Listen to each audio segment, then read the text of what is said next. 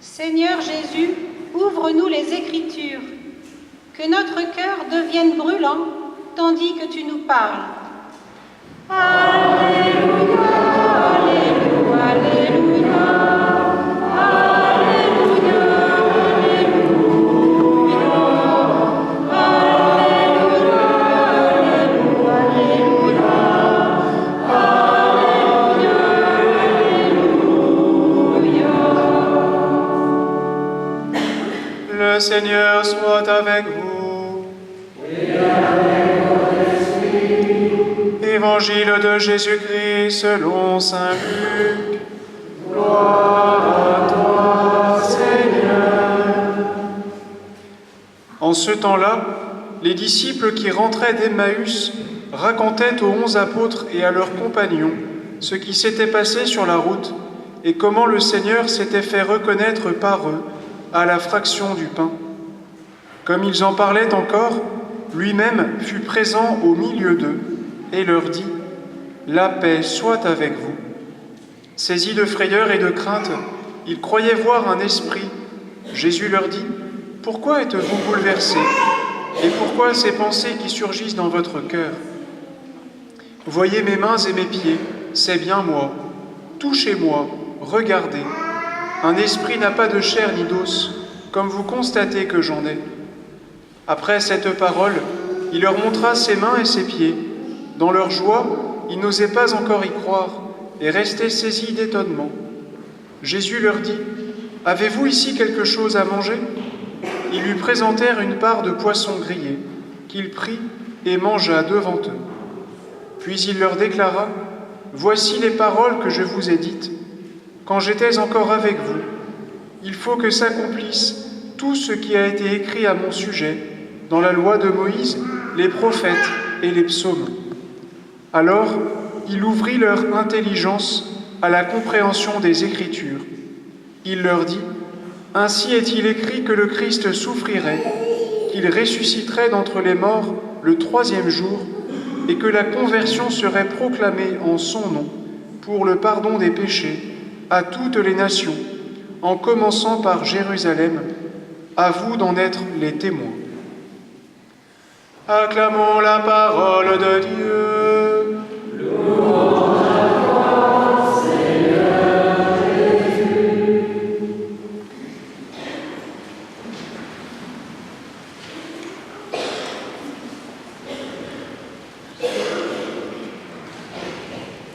Nous nous sommes retrouvés hier avec un certain nombre de membres de la paroisse qui prennent part à la vie liturgique dans ses différents aspects pour ensemble essayer de faire que nos célébrations, particulièrement nos messes, soient plus belles et plus parlantes.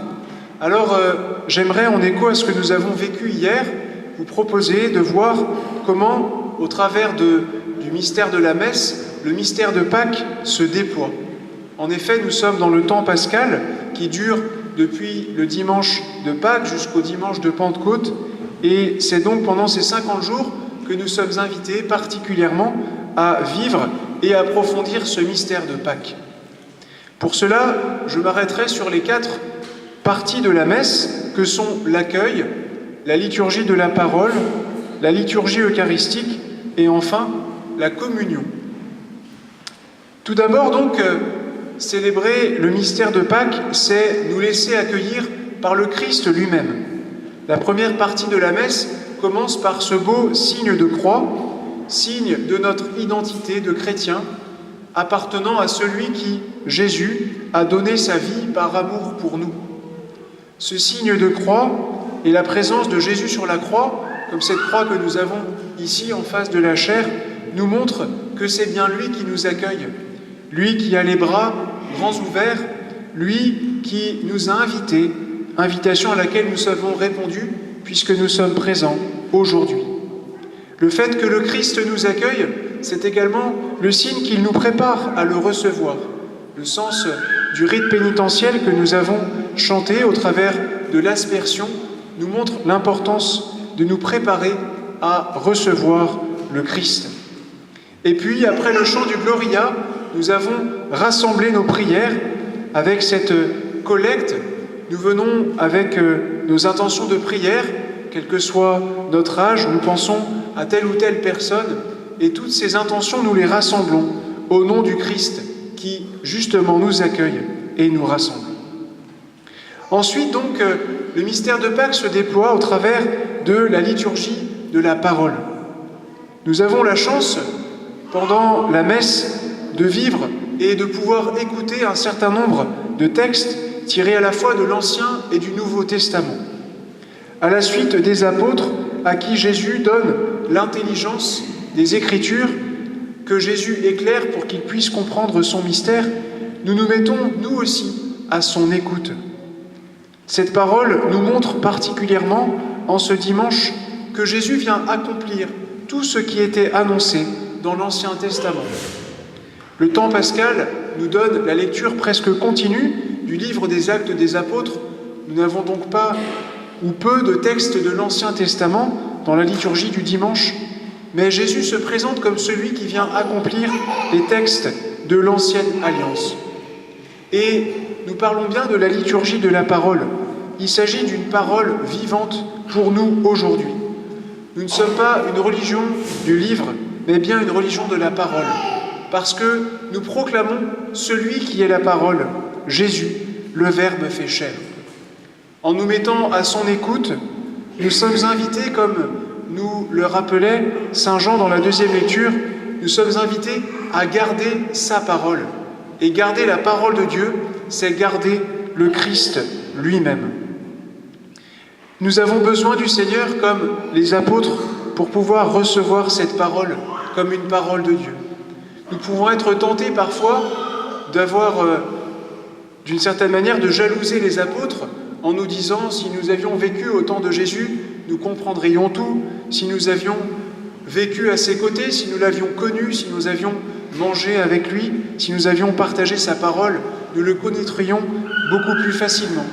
Et la lenteur à croire des apôtres dont nous parle l'Évangile, leur obscurcissement et en même temps leur désir et leur attente nous montrent finalement que nous n'avons rien à leur envier, puisque nous sommes héritiers de cette tradition qui, depuis Jésus et ses apôtres, aujourd'hui vient nous éclairer pour garder sa parole. Nous laissant accueillir par le Christ, accueillant sa parole, nous sommes invités à l'accompagner dans tout son mystère de Pâques, puisqu'il s'agit bien du mystère de la mort et de la résurrection de Jésus. Il est heureux de voir que dans l'Évangile, Jésus se donne et se montre avec les marques de sa passion. En écho à l'Évangile de dimanche dernier, aujourd'hui encore, Jésus attire l'attention de ses apôtres sur ses mains, sur ses pieds. C'est en leur montrant les traces de sa passion qu'il leur permet de découvrir que c'est bien lui.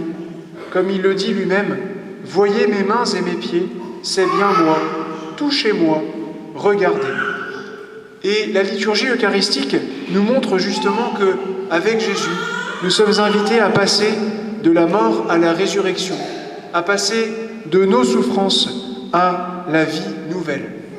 Tout est contenu dans l'Eucharistie. Nous sommes tout à la fois présents au Jeudi Saint, au cours duquel Jésus a institué le repas de l'Eucharistie, au cours duquel il a confié aux apôtres la charge de célébrer son mystère. Nous sommes rendus présents au Vendredi Saint, au mystère de la croix, et en même temps, nous ne pouvons pas nous arrêter là, puisque le Seigneur nous invite à communier à sa vie et à sa résurrection.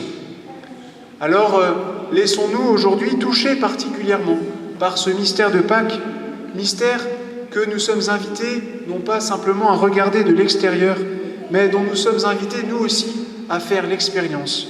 Certes, Jésus ne nous demande pas forcément de mourir crucifié comme martyr, même si un certain nombre de nos frères chrétiens le vivent actuellement au Moyen-Orient, mais pourtant nous avons tous à laisser le Seigneur faire mourir en nous ce qui n'est pas encore ajusté à lui.